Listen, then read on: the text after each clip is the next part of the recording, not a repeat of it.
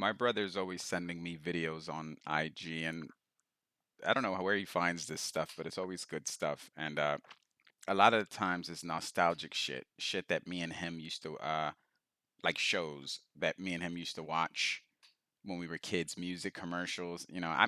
Nostalgia is a hell of a drug, right? There's just something about seeing something that you haven't seen in years. It just like, it genuinely feels like it unlocks a memory or something in your mind, right? Because you're like, yo, I never would have thought about this movie, show, commercial, uh, unless you sent me this video. Like if I didn't see this right now, I would have went on probably the rest of my life not thinking about that old, you know, Hot Wheels commercial jingle, or the Crossfire, the infamous Crossfire. You know what I mean? Like you forget about shit like that. Although, like I remember sitting down in front of the TV when I was a kid, and with a plate of food and seeing this commercial fucking repeatedly, dude. Like it was one of those commercials that just it came on guaranteed, and I kind of waited for it because the song was fire. But anyways, so he sends me a video. I think it was yesterday, maybe the day before, about like Nickelodeon. I'm sure all you guys know what that is, even the younger generation. Back then in 1992, they had like this lineup of shows, like sitcoms. It was called SNICK, SNICK, and it came out in 1992. And there was several shows there. Are You Afraid of the Dark, which is like an iconic show. But the one that I like the most, oddly enough, which I'll explain in a second why it's odd, it was Clarissa Explains It All. I don't know. The theme song was fire, even though the whole theme song was basically just nah nah nah. I don't know. I guess the melody. I fucking like it. So I had other ones, a show called Roundhouse, which other people seem to really connect with, but I don't remember the show Roundhouse. Maybe it's one of those shows that like I was gonna say it's one of those shows that didn't connect with me. The Roundhouse didn't connect with me. It's a fight. Okay, so maybe it's one of those shows that like I don't know, I can't recognize by the theme song or even by the cast members. But like if I watch it, if it came out on TV, I go, "Oh shit, I remember that." Maybe that happens to me a lot. Like, oh, somebody would say the name of a movie, and I'm like, "No," and then they'll start describing the movie, and I'm like, "Yeah, I did see that movie." So, anyways, it's weird. It's odd to me that I like Clarissa Explains It All because it's a show about a girl who explains, I guess, life or things that are It's been a while since I watched the show, but I do remember it fondly. And it's basically, they had like episodes where she was talking about what it's like to be a young girl with a training bra. This is why I say it's weird from a man's perspective because, like, well, maybe not so weird in today's time, but back then it was weird because it's not a show that typical boys would watch. They would watch, other shit, GI Joe, typical masculine shit. GI Joe is fired too, by the way. But point is, I love this show. I don't know why. I guess because she was so real. She was so like frank. You know what I mean? And she would speak directly to the camera, almost like she's speaking to you. And it's like it was a show that wasn't really based on fantasy. It was just like, you know, eh, as real as a sitcom can get at the time, of course. And I mean, obviously everything was scripted and pre-recorded and all that, but and also it wasn't as a kid show, so it wasn't like raunchy or anything like that. Although some would argue that kid shows from the '90s are more raunchier than the kid shows of today. That's a weird argument, but some people do make sense. So what the fuck does this have to do? What does Clarissa Explains It All? What does Melissa Joan Hart have to do with Stalker? The only segue I got here is that these games are both probably close to equally being old, right? And it's I want to make 2 points here, and I probably won't remember the second one. But the first point I'm trying to make is like Clarissa Explains It All, and this is literally the main reason why I even brought this up is because that show is a product of his time. So if I was to take a new age kid, someone who's 20 from 2024, someone in their 20s, if I was to show them this show, they probably will laugh. They'll laugh at the music, the fashion, the corny jokes, the things the lingo that was acceptable from back then, because you're taking something from a different era and then bringing it to a new era, and it's like shocking. It's like culture shock almost. maybe not culture shock. That's probably not the word I meant, but I meant like, it's like it is shocking, it's jarring because you're like, damn, look how much things have changed. So it's hard for someone typically to accept something that's older, something that's aged. That's not always the case, but typically. With Stalker, that doesn't really seem to be the case with me. Stalker, Shadow of Chernobyl, this game is 17 years old as of 2024. And I'm playing it right now and I'm having a blast. I'm loving it. And one thing is that like I understand that the version that I'm playing now is the final version after all the bugs were fixed and enhancements I guess were added and patches were added. So like, I bet when this game first came out, it probably was a hot mess. And from what I read online, in 2007 when it did come out, it was a hot mess, lots of bugs, etc. But still, the heart is there, right? Like I can see, even though the game's a little janky, it's definitely aged. It's 17 fucking years old. There's no way a game cannot age. But I thought it was gonna be terrible. Like for example, like when I played Fallout, the original Fallout, Fallout 1 and Fallout 2, it was not terrible, but it was so aged that I couldn't get into it. Like it just I tried my best to sit there and play it. And I'm a pretty open-minded dude and I give shit a chance that like the normal person, I pride myself on this. I give things, people, situations chances that average people definitely wouldn't. You have no idea how many times I'm in a situation where I'm thinking in my mind these same exact words like, yo, if I was someone else, I wouldn't be standing here taking this shit. Or if I was, you know what I mean? Like, of course, take, I take it enough. After a while, you got to, you know, speak your mind. Whatever. My point is that, like, for an open minded guy like myself, or at least that's what I like to view myself as, I couldn't get into Fallout. So that says a lot. I'm like, so if that means like the average person definitely won't. That at least that's the way I look at it. I had no problem with that with Stalker, which arguably is older, if I'm not mistaken. Maybe, maybe not. I haven't checked. How old is first Fallout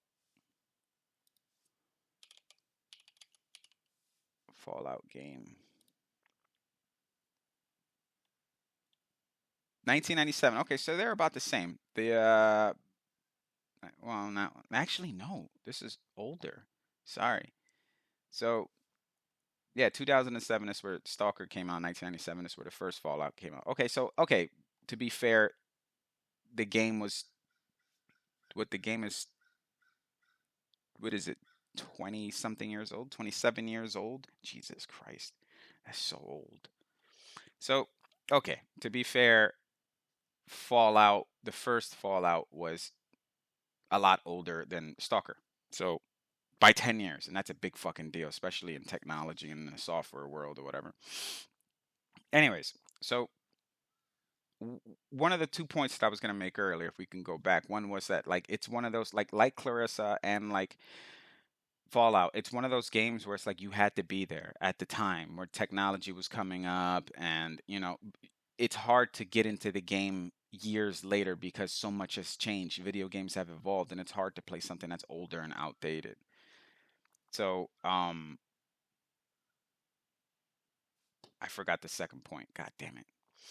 I knew I was gonna do that, but it's okay because the first point was the one I really wanted to make, which is like normally I've never played a game like Stalker before. Now, let me explain. Yes, there's lots of Stalker clones. Stalker's so influential that God, man, Starcraft is literally Stalker and Minecraft mixed together to make the name, the literal name Starcraft. So like I feel that along with like God, so many other games, even Escape from Tarkov, from what I hear, has, if I'm not mistaken, has influences from Stalker, so many games, and you can see why. Like this game must have been revolutionary when it first came out. I've never heard of it because I didn't have a PC. I was always like a console kid. So this is another one of those games that like, when I first got my PC, I told myself like I'm gonna play all the classics or try to play all the classics that I'm interested that made PC gaming worthwhile. Like games like Portal, which for some reason I'm not too interested in, but maybe in the future I will play it. I saw my brother playing it just a few days ago, actually. So I know it's a good game. It has to be. I mean, it's a classic game. Uh, what's another one? Half Life is another one. Deus Ex, is that how you pronounce it? they use. I don't know. I played one of them for console. Actually, it was one of the last games I played for console before I fully switched to PC. Forgot the name of it, but it was fun. But anyways, there's a lot of games that are just classically PC. Arma 3, I got a chance to play that, and this is one of them. This is one of the franchises, Stalker, and I got it on sale, man. I got all three games on sale: Clear Sky, Shadow of Chernobyl, and Call of is it Pripyat? Pripyat? Call of Pripyat. All three of them for like $10, which I'm very happy about that deal. That's what I'm telling you.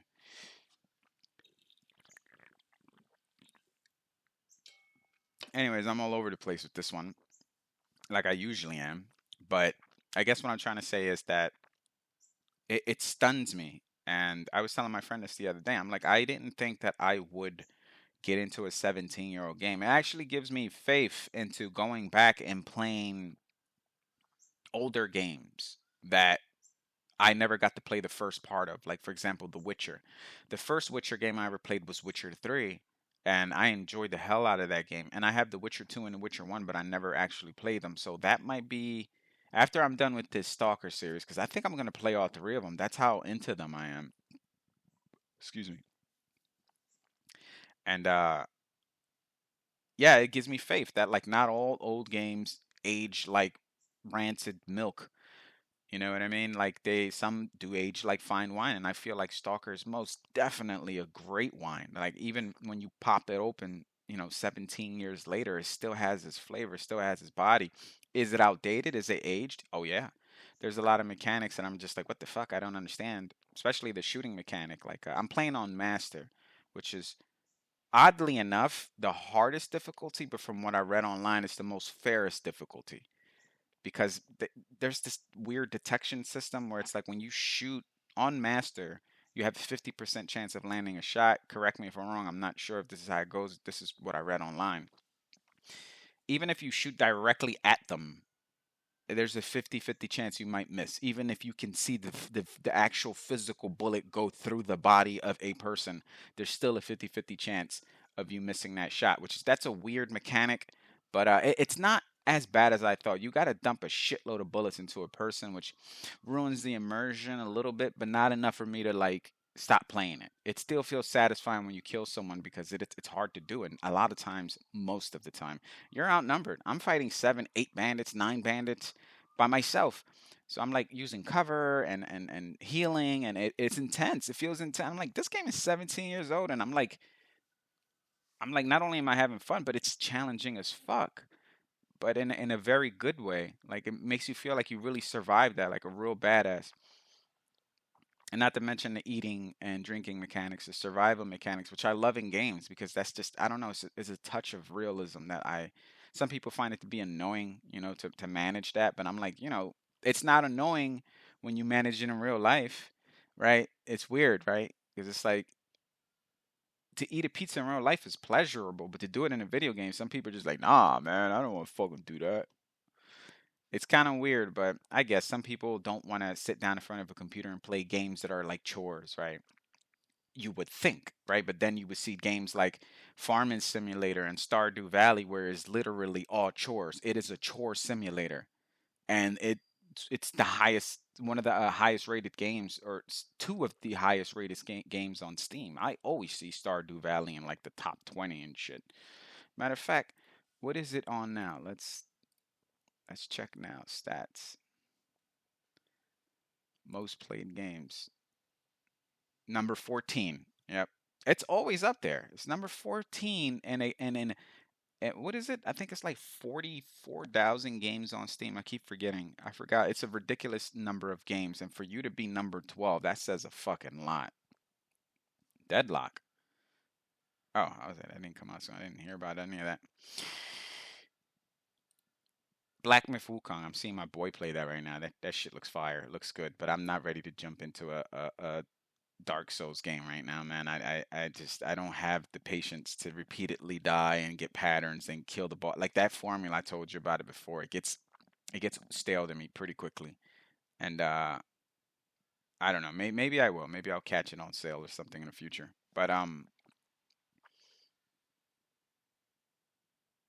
it's hard to rate and review a game as old as Stalker: Heart of Shadow of Chernobyl. Sorry.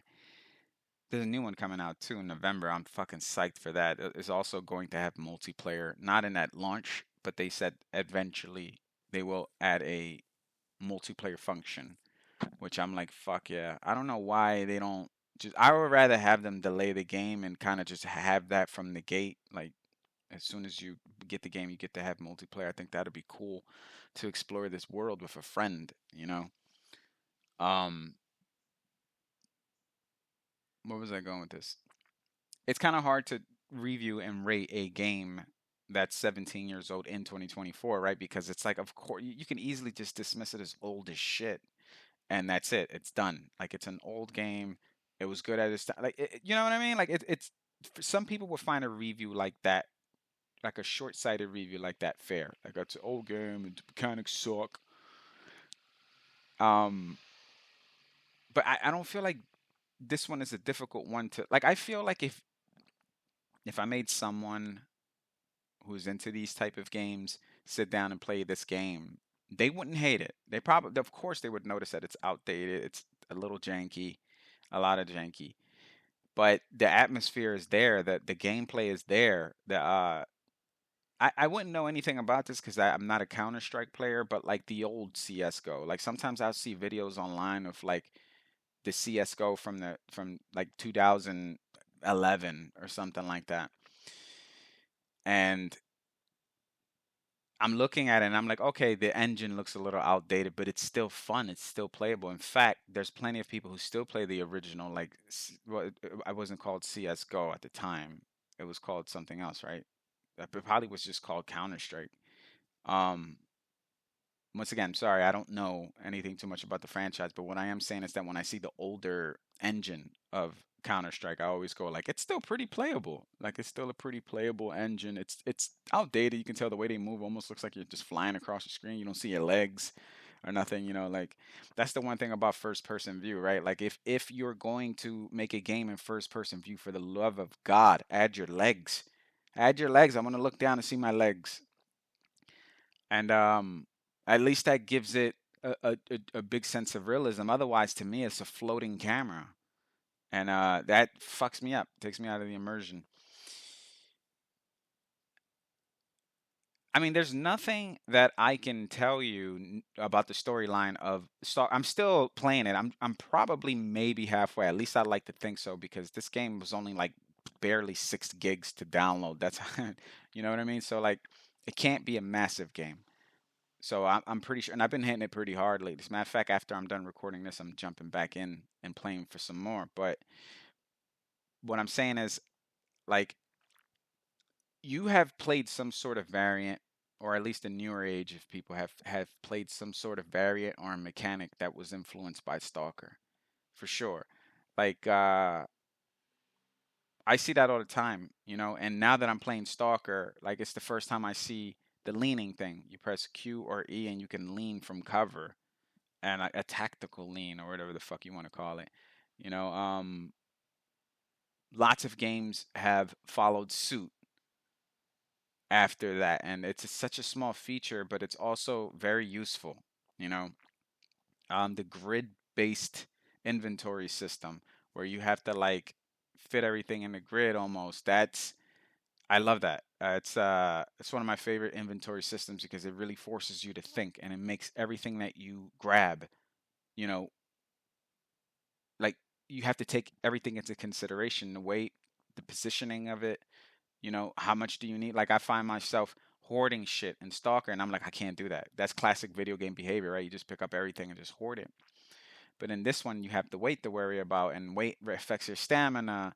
And then, so you have to literally put a certain amount of bullets inside of a storage, which, by the way, in this game, there is no dedicated storage. It's just you find a storage and you dump your shit there and you hope you remember where it's at. I love that. I know that sounds, some people would hate that because if they forget where their storage is, they're fucked, right? But that's what would happen in real life, right? I'm just saying, if this, because let me make this clear. It's obvious, painfully obvious, that Stalker is a nuclear simulator, basically. It's a simulator as well as the game because there's also fantastical things like mutated boars and fucking what are they called? I think they're called bloodsuckers or something. I'm not sure, but they're these weird creatures, but it looks like they have like multiple tongues or some sort of tentacles on their face, and they can camouflage like the predator, like just fucking become translucent. And so yeah, there is elements of fantasy, but it's my favorite type of fantasy, low fantasy. I'm not. I'll play high fantasy games, but I'm just such a huge fan of low fantasy games where it just has touches of supernatural or touches. You know what I mean? Um, that's just me. But where was I going with this? I lost my segue.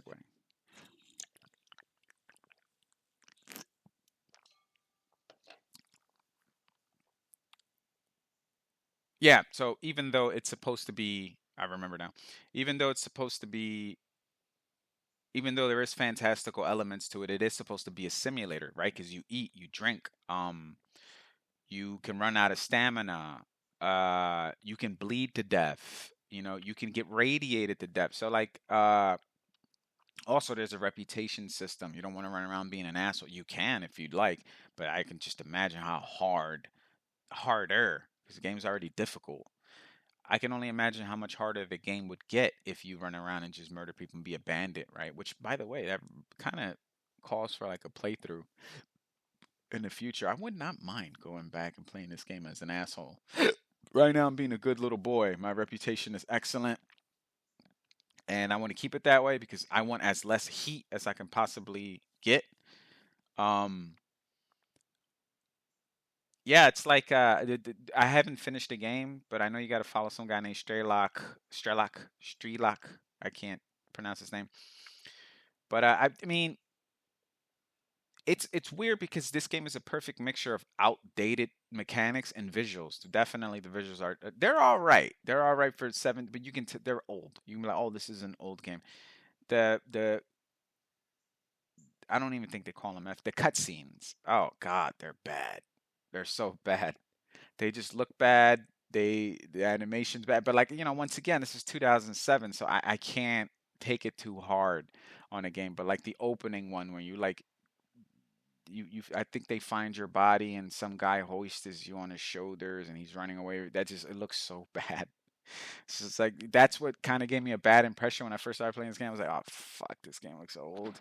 But then I started playing after a while, and within like an hour, I was like, whoa, I want to continue playing this. This is fucking awesome. It's hard, but it's cool. I'm excited for the new one, and I'm also excited to play the rest of them. Clear Skies and the other one, Pripyat, Call of Pripyat, that one. And also the new one. What is the new one called again? Something Chernobyl. I know they had to like change the spelling around because you can't use the actual name Chernobyl no more because it's a real place or something like that. What the fuck is this? Lord of the Rings. Stalker. Let me write this down. Heart of Chernobyl. Okay, so the first one was Shadow of Chernobyl, and then the latest one, which will come out this November, would be Heart of Chernobyl. Got it. Yeah. It's all good stuff, man, and it's a difficult game that like now it's no longer on sale. I'm seeing Shadow of Chernobyl here for $20, which like that's overpriced, man. Like even for a game that's 17 years old, paying $20 for it is it's a little crazy. $10, sure, sure. Um, but I paid $10 for all three of them, so I'm like super happy with that purchase. I keep repeating that because I'm proud. I'm like one of those guys that like, I would tell my friends, I bought this for $20. I'm one of those dorks. I want to see what this franchise has in store in the future. Obviously, I did get a glimpse of Heart of Chernobyl just now, and I've seen that's the trailer a few months ago, and I was very happy with it. I seen a new one recently too, and I was like, wow, it looks like they're going all out. Another thing I do want to mention now that I just remembered, it's the ingenuity, right? Like the ragdoll physics in 2007 were there. Like what is this? The name of the creators? GSC? Is that the name of GSC Game World?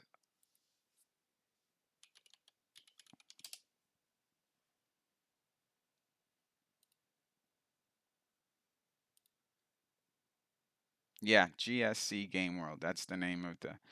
They have a lot. Like I was reading a Wikipedia page right before I started recording this, and I was just seeing like a lot of their own technology that they implemented into this game, as well as mechanics and stuff like that. And I'm just like, whoa, that's really cool. That oh, while I'm seeing snapshots right now, I'm spoiling myself. I don't want to let that one go. So yeah, like I love that. I love the fact that like some people are just willing to make their own shit, and I see that a lot. Than to just get an engine that's already established and work off that engine. But like I noticed, maybe I'm wrong, but it seems like this happens a lot with like especially people coming out of Russia or Ukraine, like developers from that section. They're like they want to innovate. From what I see, they want to come up with their own engine. Like even where are the developers from Arma from? Are they also Russian? But anyways, they're always coming up with like their own engine, their own mechanics, their own like I love that, because it's like you're building everything from the ground up. There's something awesome about that. You're not I'm assuming you have to rent an engine, or I don't even know if they get royalty. Like if you make a I don't know shit about this type of business, but all I do is play games. I'm total casual. But like if you were to use Unreal Engine and make a game off of that, do you just like is it a one-time fee that you buy the engine from? You buy the engine, or do you have to like give a percentage of your sales to Epic? I believe that is that the creators, developers of Unreal Engine, whatever. It's one of these games, Stalker, that I definitely recommend, especially when it's on sale right now for 20 bucks. I think that's not a good price at all for a game that's this old. And right now it's no longer on sale, but I'm sure you can find it online, and you can even find it online for free using nefarious methods, which I don't recommend. But look, man, I won't sit here and lie to you and say that I've never done shady things in obtaining a video game, if you catch my drift. Like, I've done it. And I'm sad to say I'm not above it. I'm not above it. But, like, I really refrain from doing that. I don't do it often, I'll tell you that much. And I mean, like, really. Like, it's been quite a while since I've done it. But, whoops. Don't, I'm not influencing you guys, and I'm not definitely telling you guys to go out there and, you know, obtain copies of video games in a questionable fashion. You're a fucking adult. You do what you want to do. But yeah, not above it. So overall, it's definitely.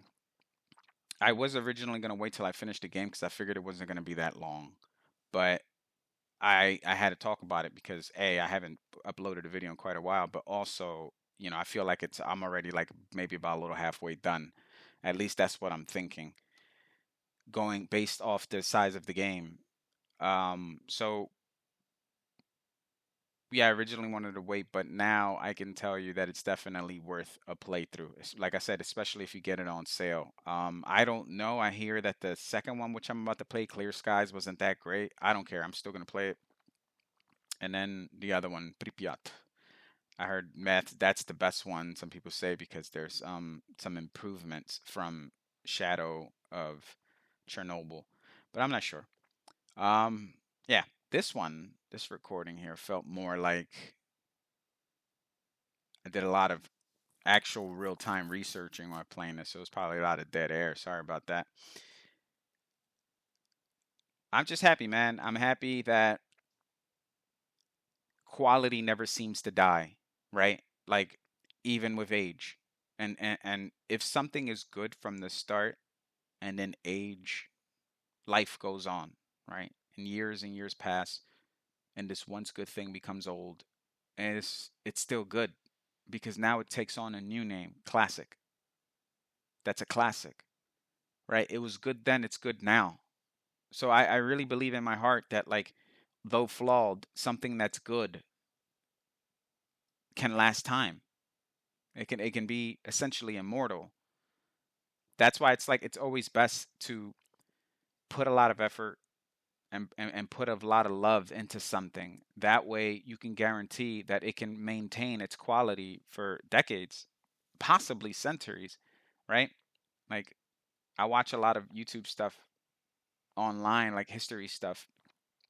Specifically Max Miller. I've been watching him a lot lately because it's like a mixture of cooking and a mixture of history. It's a great channel, and he's always mixing, like I said, history and cooking. And a lot of times they unearth pottery or unearth metals that even centuries later, they're still you archaeologists look at them and go like, wow, how the fuck was this made? This is amazing. And this goes with anything, with video games like Stalker. This goes with a person. This goes with the quality of things that you manufacture and make something great. That way it can turn into a classic. Starts off good, and as time goes on, it morphs into a classic. Anyways, with that said, I'm out of here. I'll see you guys next time. See ya.